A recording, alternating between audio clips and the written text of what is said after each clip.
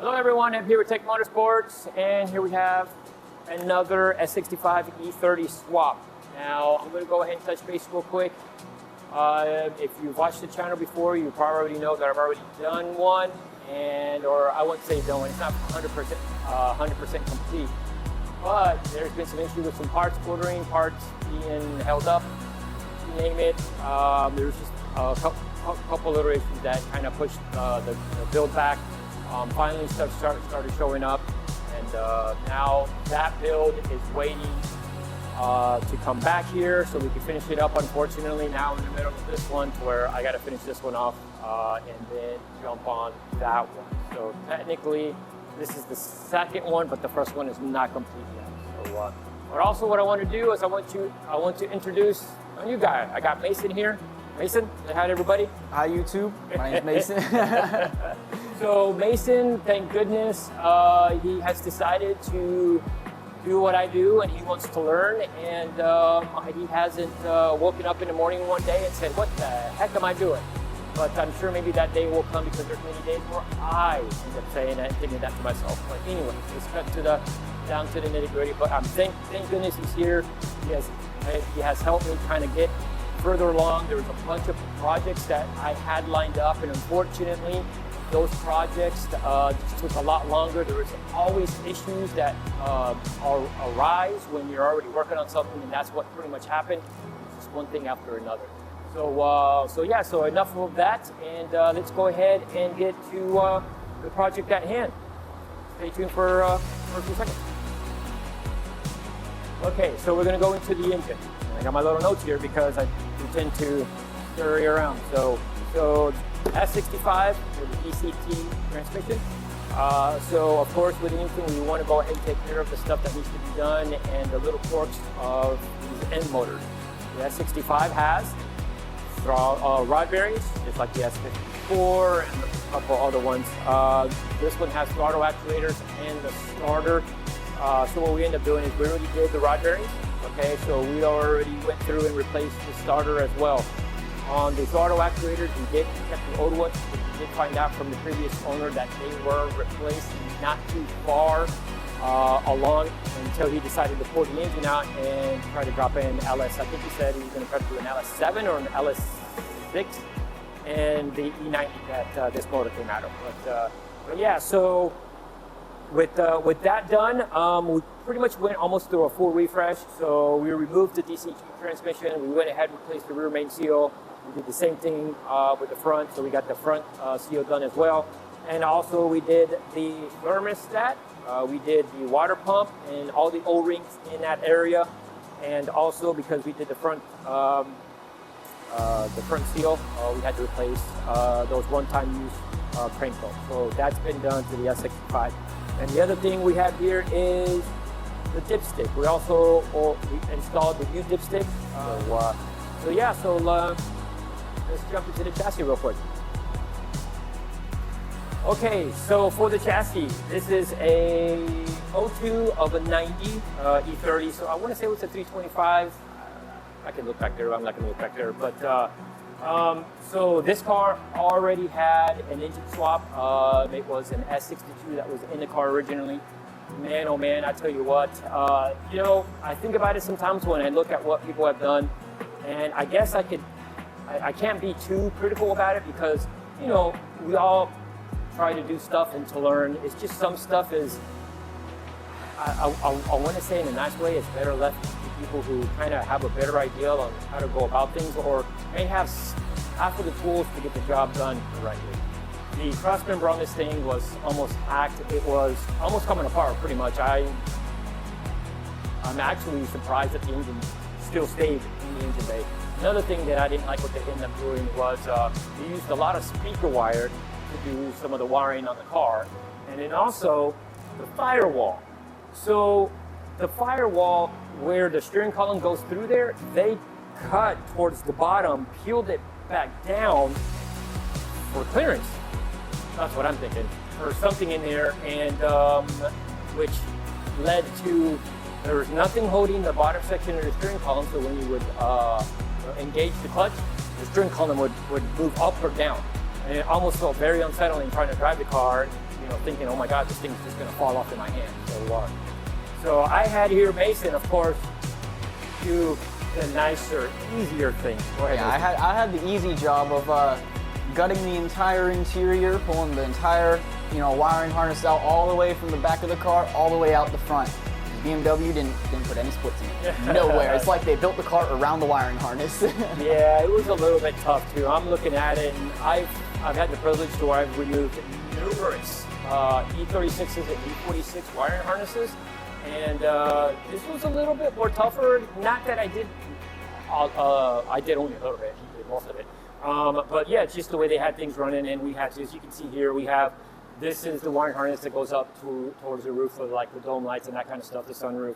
There was no way we were going to take this, the headliner down because it goes behind some of the glass, and didn't want to do that. So we decided to cut it. We're going to solder the wires back in place. And I think Mason said there was one other item in the back of the trunk that we cut. The trunk light, it was just, the wires all jammed up in there. I wasn't pulling it out. Yep. There was no way. So we went and we pretty much removed pretty much all the interior in here, so that way there's whatever cutting we have to do, all that stuff is out. You know, you can see the heater core and all that is completely gone. The only other item that's up there is on the roof. It's the headliner itself. So yeah, hopefully that's enough talking about where we're at now. It's actually has taken us a while, you know, working on a day or two here and jumping on something else and getting that through and then jumping back on this thing.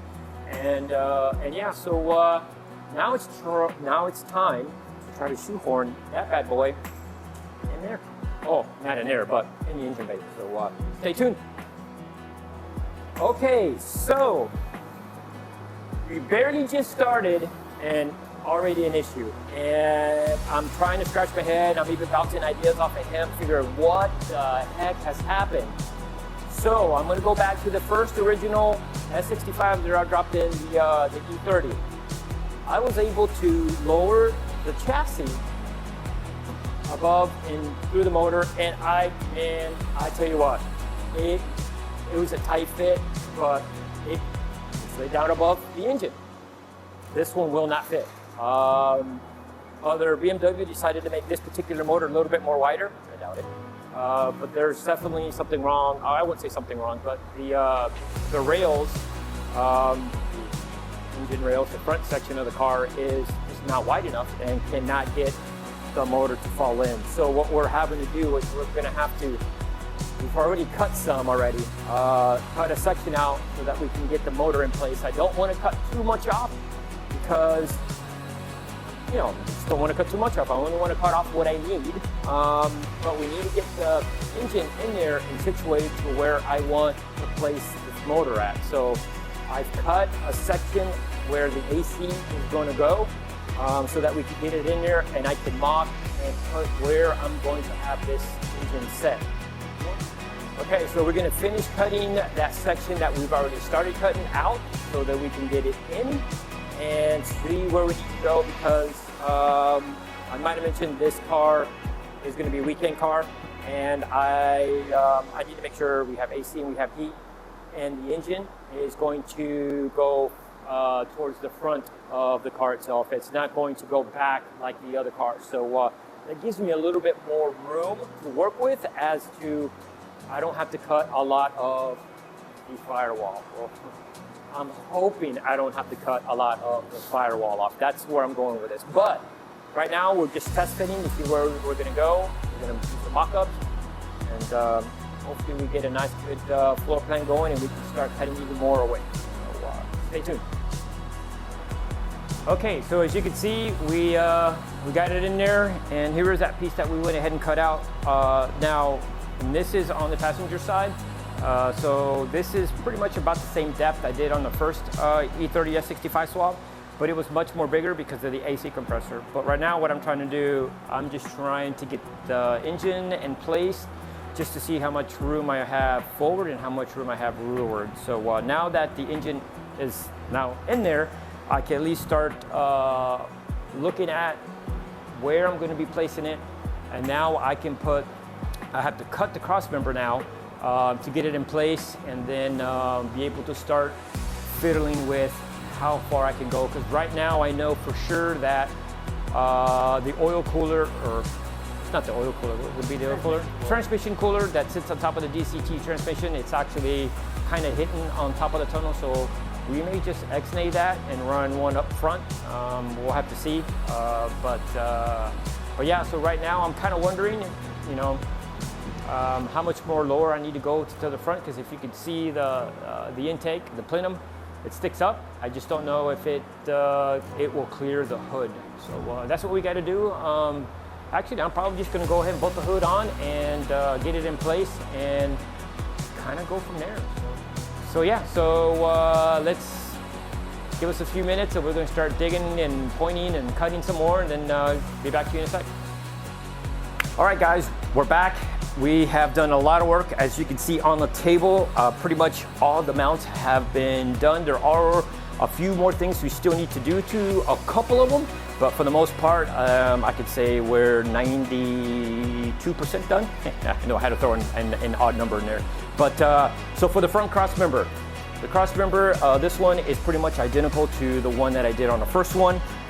The only thing left on this one, well, not the only thing, the two things are for the brackets for the bracket pinion, and then I am going to add an additional bracket here that's going to bolt on through the side of the rail, as I just don't feel comfortable on these bolts to be able to hold the additional weight and the torque.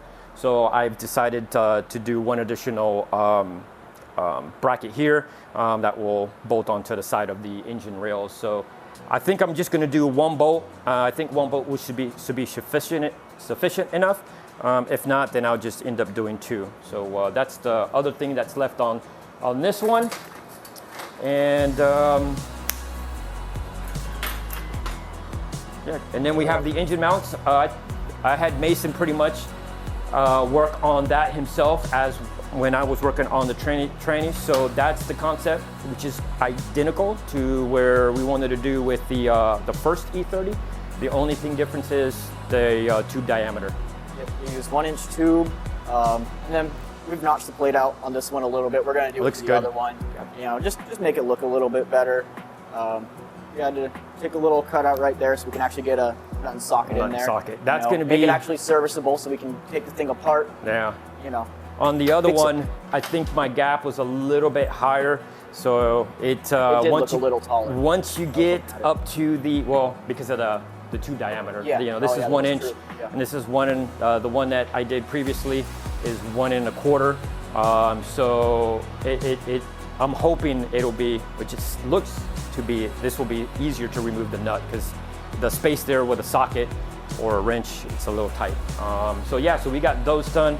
And then on previously, this is the finished product. This is the bracket that will take this place. On previously, you could just see I just did these. Trying to keep in mind on the glebo. I hope I said that correctly. The glebo, whatever it's called. So it sits right up here in this area, and there is a small room to get to the nuts to remove it. I was trying to get a little bit more of a room to remove those nuts. Unfortunately, it was the best I can do with the room I had underneath the chassis. And again, kept I lost them here. Oh, here we go. And then kept the square rubber mounts for the transmission, as you can see on the previous video. And yeah, man, she came out. This one I like better than the first one that I did. And if you watched the previous videos, I was kind of like, I might change it. I'm just not, yeah, I like this one better. So that's what happens when you keep doing them. You come up with different ideas after the fact, of course, and you get to apply it on the next one. So I like this one. Here's the old one. Yep. Last mount we have on the table, transmission cross member. So that one was a little bit more trickier. That one looks a lot different than the last one. And this is technically what the OEM one was. As you can see, we have the little cutouts there. So on the other E30, I was having an issue with getting this bracket on with the mounts on, because the rubber mounts are mounted at an angle. And I pretty much took the same angle off of this one and adapted it to that bracket. So what we had to end up doing is doing a little bit of modification to the finished product on that, which I already knew I had to because I already did it on the first E30. But yeah, go for it. We had to take a little, you know, slot out of it there so that when we actually go to put this up in the car, we can slot it down.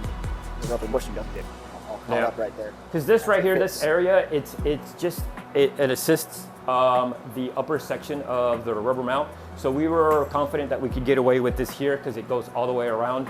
And then we also had to create a little slot. I don't know if you can see it here or to turn it around. Yeah. You can see where the rubber one is. It's trying to keep the same method of the OEM one. So we got that to go in there. On the, and I keep mentioning the other one. On the other one, we used polyurethane ones. But this was not going to be a track car, so we're trying to keep all stock mounts. So as you can see, the stock mount has that little rubber silencer thing here. So we end up keeping that into the whole mix when we created that. And what else did we do to that bad boy? And then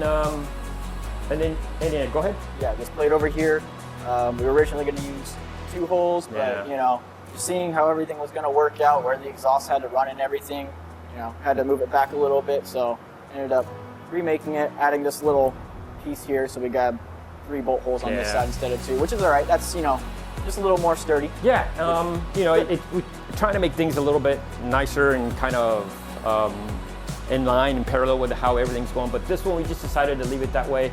But I think the main part is by looking at it, I wanted the clearance for the exhaust. Got to have a clearance for that 4-inch exhaust we're going to put on here. No, I'm just kidding. It's not going to be 4-inch. So we're looking. But yeah, I'm thinking about doing oval exhaust at least up until it wires into and gets past the transmission section, and then goes to the muffler. That would probably be just standard diameter, round is what I meant. But yeah, I think I'm gonna go. I like how this one came out. This one is mounted in a different position than the other one that I did. And what we're gonna end up doing is once I get everything done here and we go through all these parts, which I think we're pretty much done, I will have them all installed and we can go over it real quick just to see some of the clearances and where they were all mounted. So if you stay tuned for that, I'll pick you up here in a second.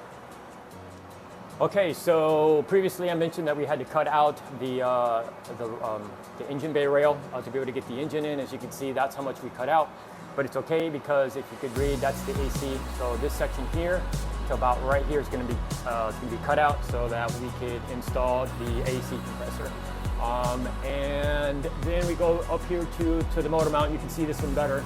As you can see how the back tube of the engine mount flows underneath and kind of follows a little bit of the header. And then the additional bracket that I was going to end up adding for security, it's going to be up here in that engine rail. So I'll be welding a bracket onto that and bolting into there. As you can see, we got it nice and tight, and then the only thing we have to do is build the brackets from here for the rack and pinion. Yeah, it looks great. Now let's go towards the transmission side. So for the transmission side, this is pretty much where we're at with it. She went in relatively smoothly. We are going to have to do a little bit of adjustment, and it's mainly more for just to get it to go in a little bit more smoother. So the clearance thing that we were talking about, this is the main side. This is the section where originally I was going to place the tube here and shifted it over so that I could have the exhaust run this way, which connects to the header. So as you can see now on the center section here, you can see where that the piece of the rubber, the transmission rubber mount, where it comes out. And then down here, this is where I was trying to create more space so that we could get a wrench back there and take the glebo off. And as you can see, I had to go in shorter because originally I was going to come out further, but I was going to have a little bit of a clearance issues with this cup hitting the chassis here on this section. So I had to take it back and cut it down a tad bit. But overall, you could still get to the bolts, and that was the whole main thing. And yeah, so now that this is all in place, this section here is going to have to be cut back and filed away, and I'm going to have to create more space here.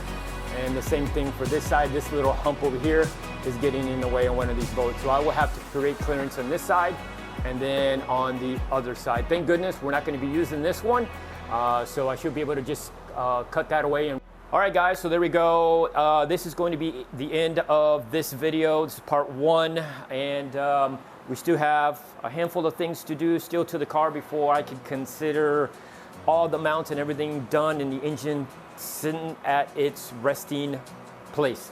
So the rack and pinion, I got to finish the brackets on that, and then on the front cross member to get it to bolt on for additional support on the engine rails, and of course finish the AC as well. So we still got a lot to do.